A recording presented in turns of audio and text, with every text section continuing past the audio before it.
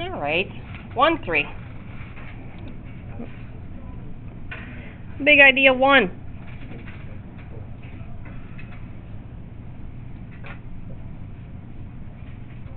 What was our theorem that went with the 3 angles in any triangle?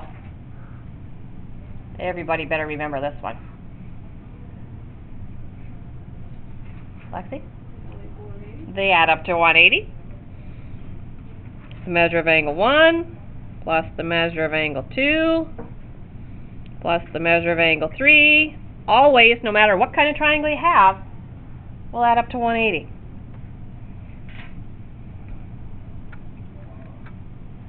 Second big idea.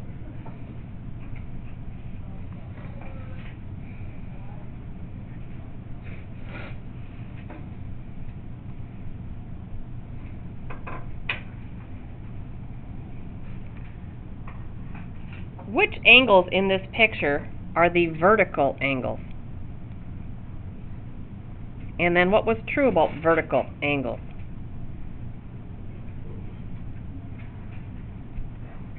Jimmer? 2 and 4 are the vertical angles. And? They're congruent. They're congruent. How about 1 and 3? They should be congruent too, right? Are they vertical? No. Yes. Or, yes. Yes, they are. Any ones across from each other are the vertical, and they are congruent. If you had me, I always called it VAC, vertical angles congruent. You had our VAC theorem. I think Mr. Drew made you guys write it out, vertical angles congruent.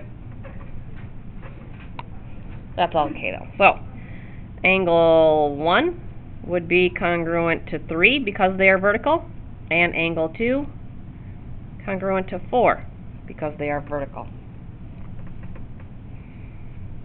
Onward. Parallel lines.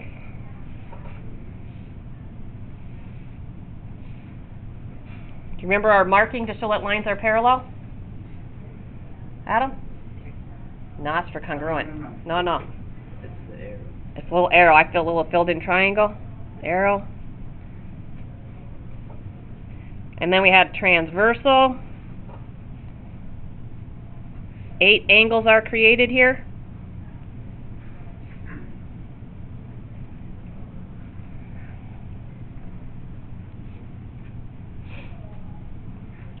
We had special angle pairs where one angle came from the top and one angle came from the bottom set. Do you remember any of those special angle pairs? Adam? I just remember, like, wouldn't it be like, if you used the 6 and the 1, they would be like supplementary? You're close. Not 6 and 1 though. Anybody remember any of those? Yes. 6 and 3 are supplementary. Do you remember what they were called? You are correct. Same side interior angles.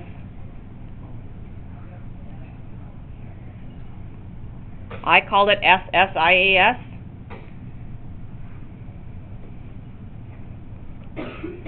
They're supplementary. So that means the measure of angle 3 plus the measure of angle 6 would add up to 180. Where is the other set of same side interior angles at?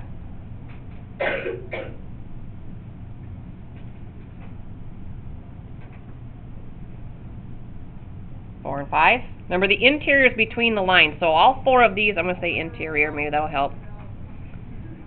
This is your interior where 3, 4, 5, and 6 are at. 1 and 2 are in the exterior. 8 and 7 are in the exterior. So, our other set of same side interiors are 4 and 5.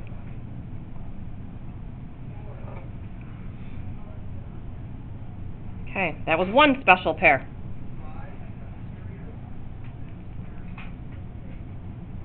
Jimmer? I don't remember what it's called. Okay. 1 and 5 are congruent. 1 and 5 are congruent. 1 and 5. Remember I said you could slide them up if they're in the same position. Those were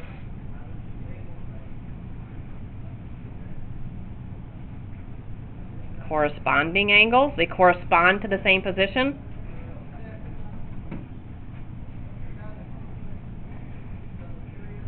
congruent. I called it CAC. Corresponding angles congruent. So our corresponding would be angle 1 being congruent to 5, because they're both in the upper left, upper left. So again, just think about the 4 angle slid. What overlaps are considered corresponding. So what's corresponding to angle 2? 6. Angle 4 would correspond to angle 8, and then that leaves 3 and 7 corresponding were congruent. 2 more special pair.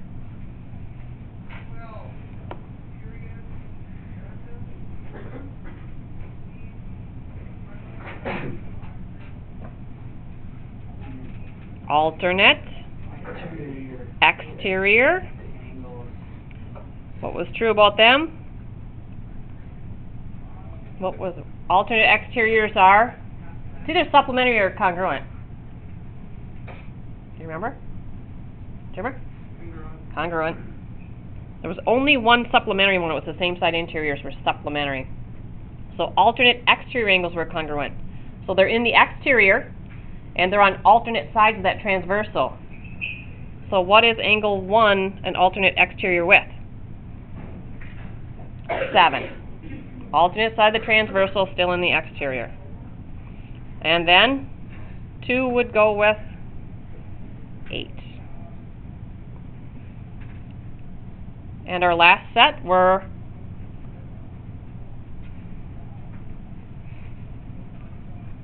alternate. Yep. Is it an alternate interior angle? It is. Alternate interior angles were also congruent. So now we're in the interior, and we're on alternate sides of the transversal, and 1 from each set. So that's 3 is alternate interior with 5. So angle 3 would be congruent to 5, and 4 congruent to 6. AIAC for me. Oh, I got A, E, A, C. Alternate exterior angles congruent. And here, alternate interior angles. If you want to write it all out, go ahead. Letters or abbreviations are good for me.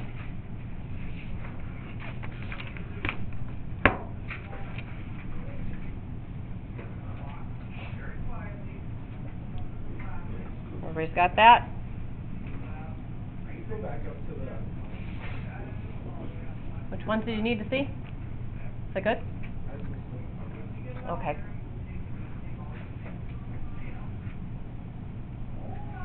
So again, we spent a lot of time on those. And I just spent about 2 minutes on it, and you're expected to remember all that stuff. Hopefully. Are we good? Good? Okay. 4. Do you remember how to classify triangles by their angle measure?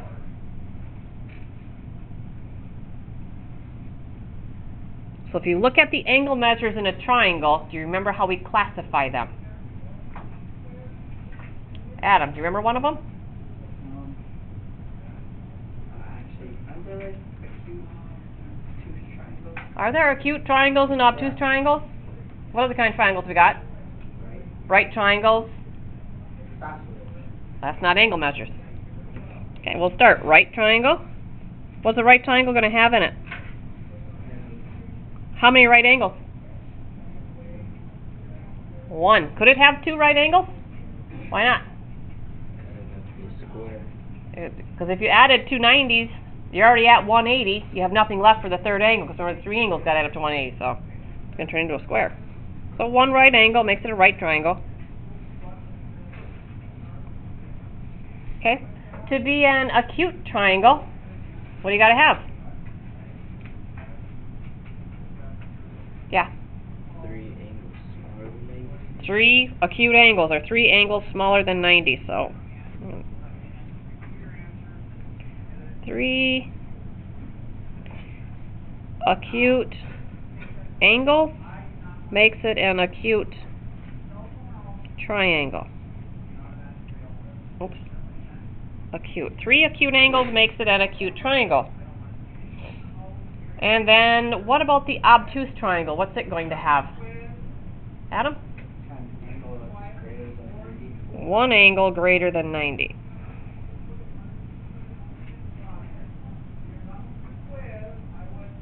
One angle greater than 90. So, one obtuse angle makes this an obtuse triangle. And then we did have a special acute triangle. If all 3 angles were the same measure, what would that measure be if they were all the same? Yes? 60. So 60, 60, 60. Yes, it would be an acute triangle, but we also have a special name for it. Do you remember the special name? Nope, that's side lengths. Said equiangular triangle. So we did have the one special one. If all 3 of those were the same, they were all 60s, and that would be an equiangular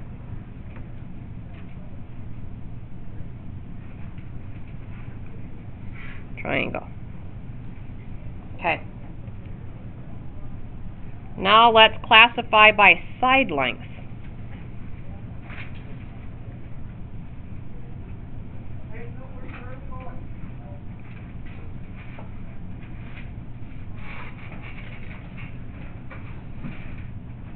So you're looking at how long the sides are in reference to each other. So what can happen on the side length? Could all 3 sides be the same length? Okay, so if all 3 sides were the same length, that's tick marks.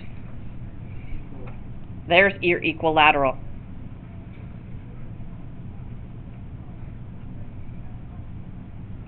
But if all 3 side lengths were the same, what do we find out about the angles? They were all the same. So equilateral and equiangular are the same triangle. Just labeled differently. It depends on if you're looking at sides versus angles. Okay? What if no sides were the same?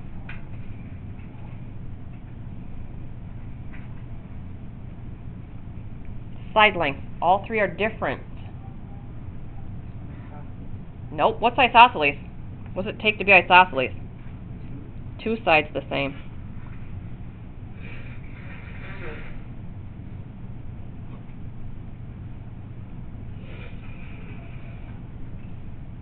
Anybody remember that one, Jimmer? Is it scaling? It is scaling. See, all that information's there.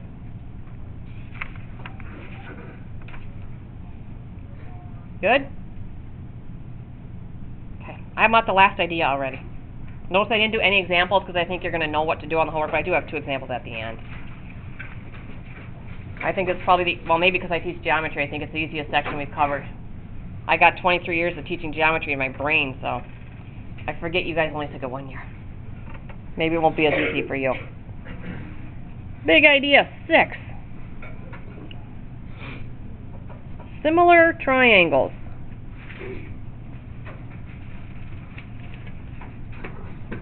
What did it take for 2 triangles to be similar?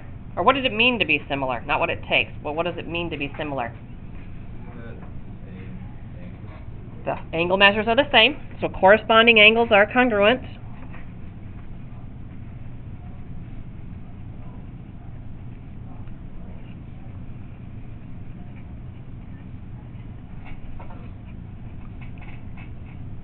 And then what was true about the sides?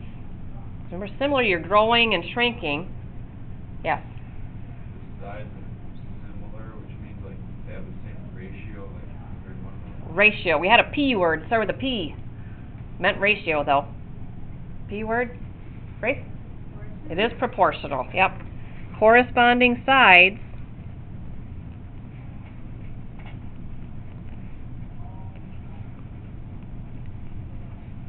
are proportional. If you can read that. So what that means, draw my 2 triangles over here.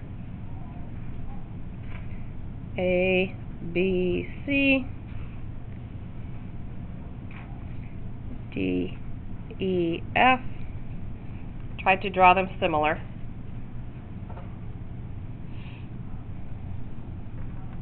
So like Ben said, they have the same, when you set up the sides, they have the same ratio. Ratio, proportion, all words for a fraction. So when you set up the fraction of two corresponding sides, that ratio or proportion is going to reduce down to the exact same thing for all three sets.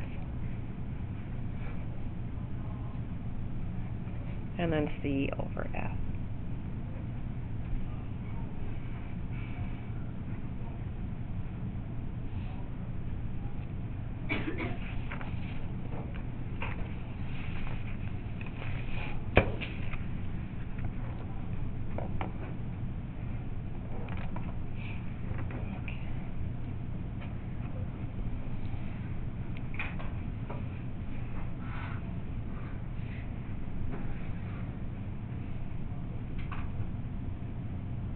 Oh, do you remember the symbol for similar?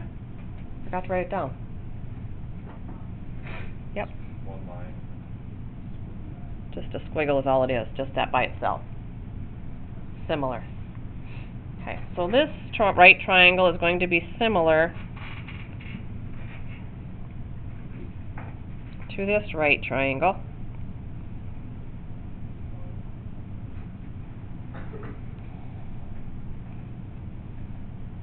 So these are the kinds of problems you're going to have in the book where it's referring back to one of these 5 big ideas and you're going to set up some algebra equation and start solving.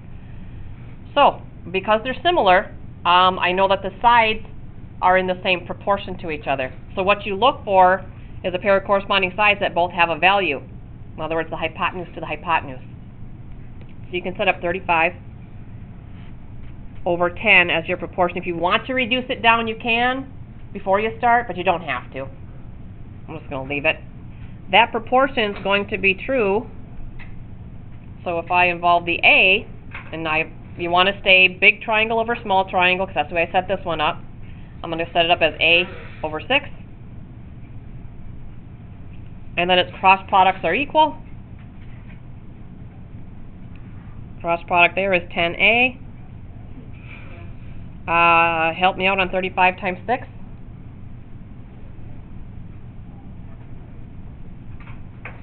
Waiting for somebody to tell me what that is. What? 210. Divide by 10.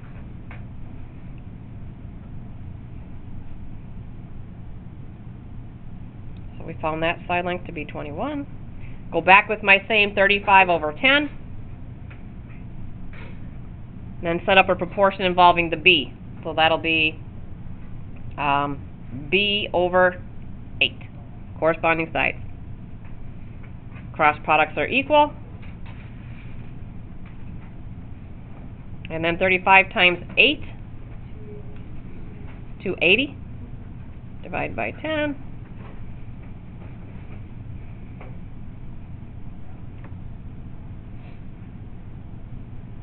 Okay, and then the last one I want to do is solving a system of equations, just because it's going to come up when you set up an equation.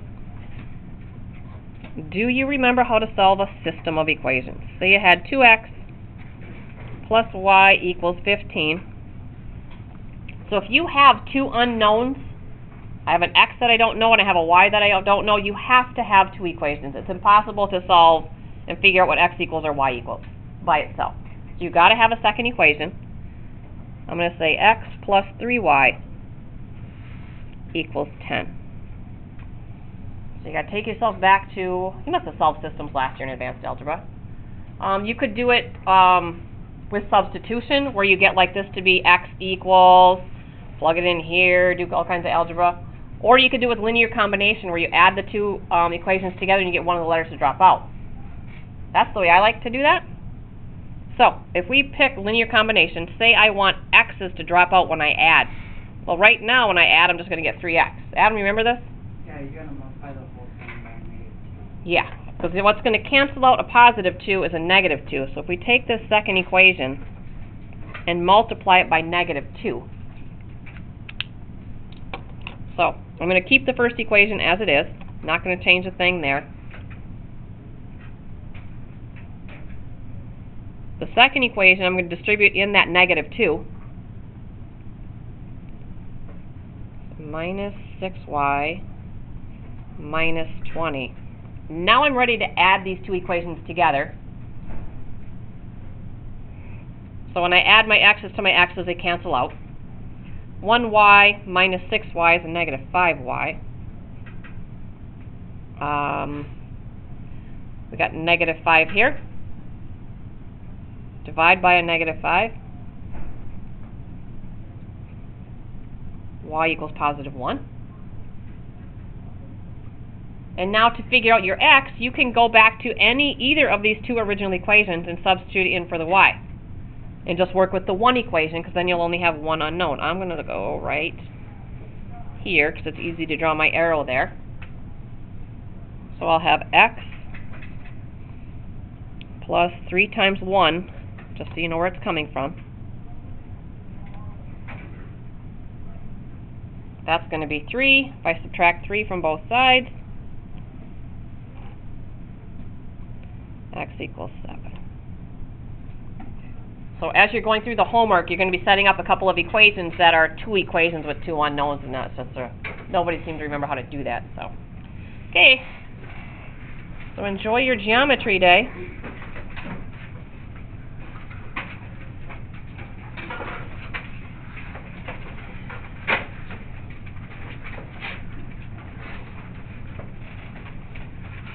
Multiples of 3 for homework. Gotta love it when the homework assignment's a problem in itself. Love those. What are multiples of 3? 3, 6, 9. Don't screw it up. You just do them all. You could do them all because you have yourself covered.